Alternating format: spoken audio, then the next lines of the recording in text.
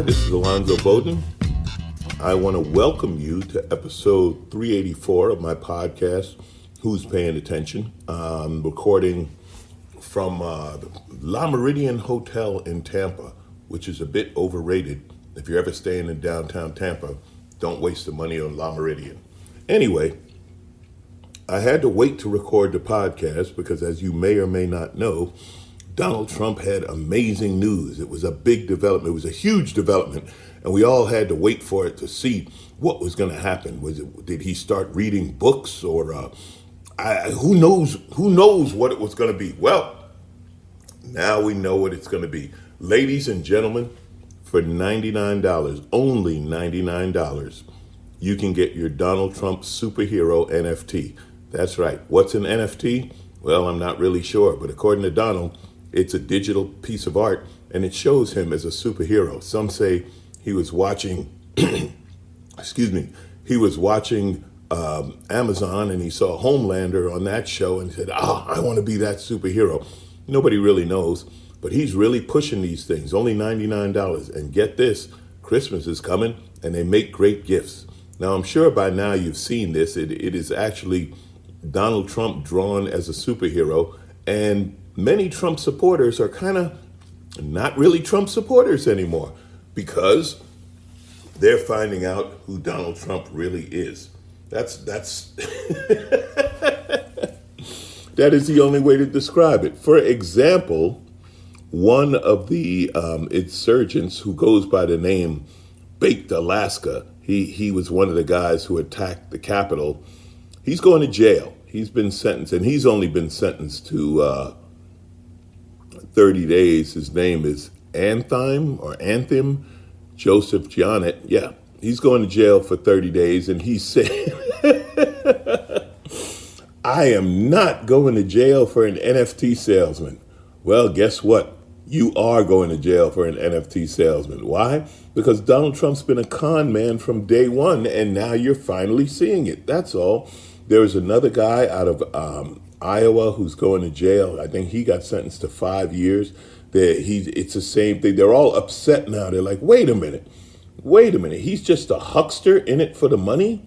Yes, he's been that from the beginning. This whole thing has been about branding, about selling, about making deals, with foreign countries. Who knows how much money his family made off China? All that. Yeah, this is who he is. This is what did he say? What did Maya Angelou famously say? If someone shows you who they are, believe them. This is who Donald Trump is. So now you're doing 30 days. You know, Baked Alaska, I hope you get a free NFT. I mean, that would be the least they could do. You doing 30 days in jail, you attacking the Capitol of the United States, et cetera, et cetera. The least they could do is give you a free NFT. And people are really like, what? This is the announcement? We thought it was good. Yeah, this is the announcement. This is exactly what it is. It is exactly who he is. The Republican Party has just gone down to, again, there's no, I say this all the time, there is no bottom, right? There's no level that they won't sink to. And it's all a big con on the working class. If you're the, quote, working class white man, it's a con. They don't care about you. They're not in it for you. If you're a billionaire, you do pretty good by you, even if you're a multi-millionaire. But if you're living in, I don't know, Kansas or Idaho or Iowa or Georgia or one of these red states, and you make 40, 50, even $100,000 a year, they don't care about you. They care about taking advantage of you. They care about getting your money. So why not buy you a Donald Trump NFT and show it off to your friends just in time for Christmas? Speaking of no bottom, so I don't know if you remember Dan Snyder. He owns the Washington football team, now known as the Commanders. And Dan Snyder is pretty much a lowlife, and is pretty much known as he's a lowlife. Well, one of the things he did, besides fighting the change in name of the team, was he secretly took pictures of their cheerleaders when they were like changing, so they're all kind of nude shots, partially nude shots, catching them, these are the pictures that were traded with another coach, John Gruden from the Raiders, who got fired for being involved in this. It was a whole scandal a couple of years ago. Now, this is, ladies, women, if you've ever seen my act, I have jokes about the word creepy and how bad it is to be creepy. It's the word, you don't want to be creepy. These guys want to be creepy. So there's a congressional investigation into Dan Snyder, the Washington Commanders, that's the name of the football team now, sexual harassment, et cetera, et cetera. The Republicans on the committee got a hold of the pictures of these cheerleaders, the partially nude breasts, butts, genitals, everything, and they started trading them amongst themselves. They started as if they were, teenage boys who got a hold of some naked pictures of women. They're supposed to be investigating his behavior. Instead, they're under the guise of investigation, they're sending the pictures to each other. And interesting, they didn't share them with any of the Democrats. No, this was their own thing. They're sending these pictures around like some teenage kid. And look, again, the hypocrisy. If you want to look at naked cheerleaders on the internet, all you have to do is Google naked cheerleaders, and I'm sure there's a million pictures that will come up on the internet because, it's the internet. But no, they rather trade these pictures. So now now they have to investigate the investigators and tell them that they can make reference to the pictures, verbal reference to the pictures, but they don't need to send the pictures. I don't know. The pictures are already out there. Once something gets on the internet, it doesn't go away. They say that they blurred their faces, but they sent the pictures around. The lawyer who's representing the women in the case said that they're being re-traumatized. They've already faced harassment, humiliated, incensed, and I feel bad for the women, right? Because some people say, hey, you signed up for it, you're a cheerleader. Cheerleaders are obviously very sexy in their costumes and all that, but they did not sign up to do nude pictures for some creepy old NFL owners and now some creepy old congressmen. Again, just no bottom. And I'm not the only one who feels that way. Adam Kinzinger, who is leaving the congressional floor, Republican from Illinois, he's mad. And at the end of his last speech, his last talk in the Capitol, he talked about it. He talked about what the Republican Party has become. And he basically said, our leaders today, he's talking about the Republican Party, our leaders today belittle and in some cases justify attacks on the U.S. Capitol. That would be U-Baked, Alaska. Justify attacks on the U.S. Capitol as legitimate political discourse. The once great party of Lincoln, Roosevelt, and Reagan, they hold on to that Lincoln thing. Lincoln's Republican Party is not today's Republican Party. But anyway, let's keep going. The once great party of Lincoln, Roosevelt, and Reagan has turned its back on the ideas of liberty and self-governance. Instead, it has embraced lies and deceit. The Republican Party used to believe in a big tent which welcomed the tired, the poor, and the huddled masses yearning to breathe free. Yeah, sure. Now we shelter the ignorant, the racist, who only stoke anger and hatred to those who are different than us. And well, that would be why he's leaving, because he didn't get on board. Yes, this is who the Republican Party is today. And if you're not on board, you're out. Now, I am back in Tampa, Florida, and DeSantis is really going all in on his anti-vax thing, which, by the way, is complete flip. They're showing the videos of when he was pro-vax, but now he's completely flipped on that. He wants his own board to monitor the CDC and this and that and the other. The Republican Party hates the federal government until the hurricane shows up. Then suddenly FEMA is my friend. So the podcast is winding down. And by the way, I really want to thank you guys. There have been a lot of people who have been posting comments and sending messages saying how much they love the podcast, how much they like listening to the podcast. Again, I appreciate it. It's shifting over to the videos I do with the TYT network.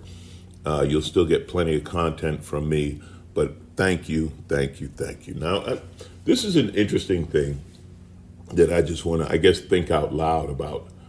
And I'm sure we've all had this. This is a function of the Trump administration. When you find out someone you know, a friend, a coworker, family member, or whatever, has certain beliefs that make you say, I have a comic friend who posts, and he's a cool guy. Listen, he's funny.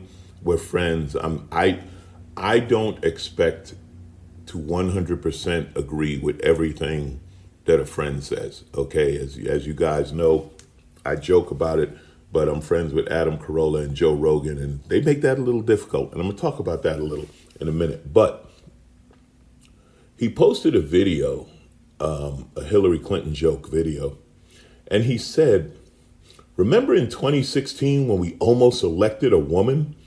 And he said it like it was a bad thing. And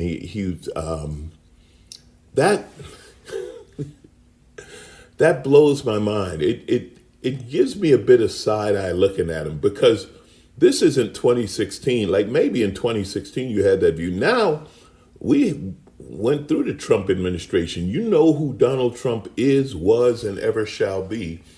And you still say a joke about when we almost elected a woman. That's a real trip to me. I don't get that. And women I've talked to have had these experiences. I'm still somewhat surprised at how much hatred women deal with, and women look at me like, Alonzo, wake the hell up. And they don't say hell, but I'm trying to keep it semi-clean. The kids are listening. Yeah, I do remember in 2016 when we almost elected a woman. We almost got it right. Instead, we have a Supreme Court made up of huge fans of The Handmaid's Tale.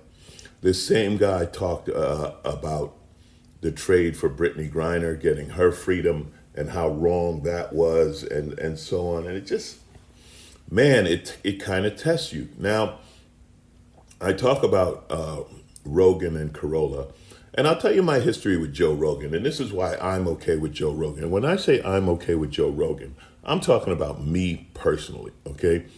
I don't agree with everything Joe says. I don't agree with everything Joe does. But my personal experiences, and a lot of times I guess that's what makes a difference, are with Joe. I'll give you a couple of stories. One, from when I was early in my career, just starting out, I was at Just for Laughs, huge comedy festival in Montreal. I had met Joe a few times at the Laugh Factory. We knew each other, He was on a TV show called News Radio, and Kevin James had just got his TV show, The King of Queens. In the comedy world, if you're on a network TV show, that's a big deal. You're considered one of the stars. I randomly bumped into him. They said, hey, Alonzo, let's go. And we went around and we did spots, on various comedy shows because, again, they're stars. They walk in, they'll put them up. And that's a very cool thing to do for a friend, to get me up on these stages and in front of these people. And that was very cool.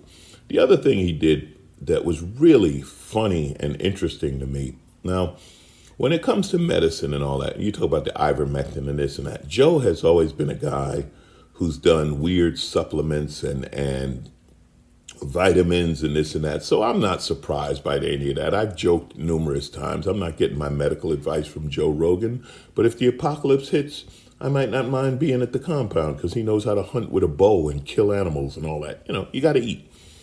But anyway, Joe and I were talking one time, and somehow drugs came up, and I told him about my addiction, cocaine, crack addiction, being in recovery, getting sober, et cetera, et cetera. And his mouth, he was, what? You smoke crack? You did drugs? Right? And he had me on the podcast right away to talk about all of that. And after talking about it with him on his podcast and telling him my history, my background, what I went through, there were, from his audience, numerous inquiries about recovery and addiction, et cetera, et cetera. And that's Joe Rogan too. Okay, yeah, putting Alex Jones on, giving him a voice, stuff like that, I don't agree with. Joe likes to give everyone a voice. That's his choice. It's his podcast. My point being that the toughest thing about free speech is listening to speech you don't agree with. Now, should there be responsibility and penalty? Yes. You know, if you're Marjorie Taylor Greene and you're talking about the insurgents would have went better with you because they would have been armed and all that, she should be censured. She should be put out of Congress for saying that. If you yell fire in a crowded movie theater, that's illegal. There are certain things you do under the guise of free speech. You have to understand there's responsibility and there's penalties. But when someone says something and I know this person and I don't agree with it, it may be something that like, okay, I can't mess with you anymore. Okay. Or it may be something like, man, I don't agree with that anymore, but I get your right to say it. The guy who's talking about when we almost elected a woman, we've had long discussions with different points of view on a certain issue, and we walk away laughing together, respecting each other, and continuing on our way. That's something we have lost as a society, and not just on a personal level. We probably do it better on a personal level than our country does on a government level, right? Everybody in the government is all or nothing. But the truth is, there's a lot of nuance to people, and I'm not talking about crazies like Baked Alaska or Marjorie Taylor Greene or any of that. I'm talking about most people who live their lives have different views, and our views are based on our history and our experiences and people we know, et cetera, et cetera. I'm not asking you for anything here. I'm just telling you what I think, that I'm okay with not agreeing 100% with my friends. But sometimes friends will post or say something, and I have to think, do I still want to deal with this person after what they post or said? Do I want to talk to them about it? Or do I want to just let it go and be like, that's who he is, that's who she is, or whatever? Probably a lot more that's who he is than that's who she is. So, yeah, I wanted to talk about that. What do you think? I don't know. I guess you could post in the comments or whatever, but it's interesting. But I do believe that the toughest thing to defend in free speech is speech you don't agree with. That's really tough. And I'm not talking about hate speech. And yes, Tucker Carlson, hate speech is a real thing. Tucker says there's no such thing as hate speech as he spews hate speech. Yeah, I couldn't be friends with Tucker Carlson, just for the record. Not going to happen. But you don't have to worry about it because Tucker Carlson's never going to do anything nice for anyone unless it does something for him. It's who he is. That's it. That's this episode. We could comb through the news and find all these ridiculous stories, but you don't need me to do that. All you need to do is open your eyes or read or listen to any media or whatever, and you see that, yeah, things ain't getting a whole lot better. But price of gas has dropped some. Look for the good news. Christmas is next Saturday. I had no idea it's come up that fast. And you know what that means? That means some people may not get a gift or may not get a gift on time. So be it. It's bigger than that. It's about more than gifts. I hope that if you're in the Midwest or in the Northeast, you do well with this storm that's coming through. If you're traveling, I wish you luck. It's hard enough without storms. Have a happy Hanukkah, which is Monday. Have a Merry Christmas. Have a happy holidays. Happy Kwanzaa. Happy War on Christmas. I said they haven't been pushing that this year. I don't know what's going on. We had that one guy on Newsmax who said he couldn't find a white American Girl doll for his white daughter. He was in Rockefeller Center at American Girl, couldn't find a white doll. I was like, they might have sold out, because if you go on the American Doll website, there's no shortage of white dolls. The fortunate thing is now there are many dolls of color and different shades of color, which is really an advancement. But anyway, we're not going to give our holidays to the idiots. Have a happy holiday season.